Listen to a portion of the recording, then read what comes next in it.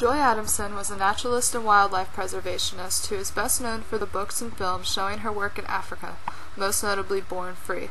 About 40 years of Joy's life was spent on game reserves in Kenya, where she was heavily involved with wildlife preservation. Joy's grandmother was responsible for Joy's finer studies, as she had piano and singing lessons.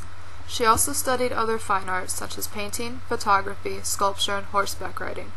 Joy dabbled in psychoanalysis and medicine for her graduate studies, but she never completed her course. In 1935, Joy had her first marriage to Victor von Clairvaux, who was a Jew. When the Nazi Party started taking over Austria in 1937, Clairvaux sent his wife to Africa to escape persecution. However, Joy met her second husband on the trip and informed Clairvaux of her intention to divorce him when he arrived in Kenya. Shortly after her divorce, she married Peter Bally, a botanist who is responsible for giving Victoria the nickname Joy. Joy worked with her new husband and illustrated the plants he worked with, but in 1943 she had a third and final divorce and married George Adamson. Adamson was a game warden on the outskirts of Kenya, whom Joy would spend the rest of her life with. In 1956, George was forced to kill a lioness that attacked him and his companion while they were on safari. The lion was protecting her 3 cubs, which George brought back to the camp that he and Joy stayed at. 2 of the cubs were sent to a zoo, however Joy kept the runt of the litter and named her Elsa. In the book Born Free, Joy tells the story of how she and her husband raised Elsa and trained her to fend for herself in the wilderness.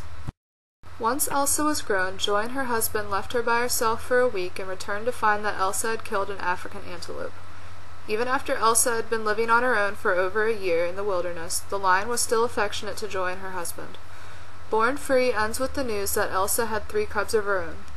Joy wrote 2 sequels to the book titled Living Free and Forever Free, which are written about Elsa's cubs Jespa, Gopa, and Little Elsa.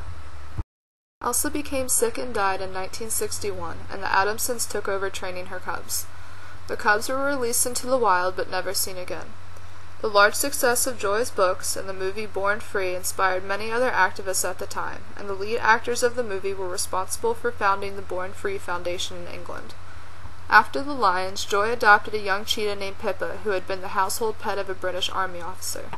Pippa was also trained to survive in the wild, and her story is told in the book The Spotted Sphinx.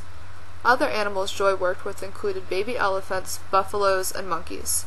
Most of Joy's work ended in success stories, however one lion that had been returned to the wilderness was put down after it returned to a camp, attacked a child, and killed one of the Adamson servants.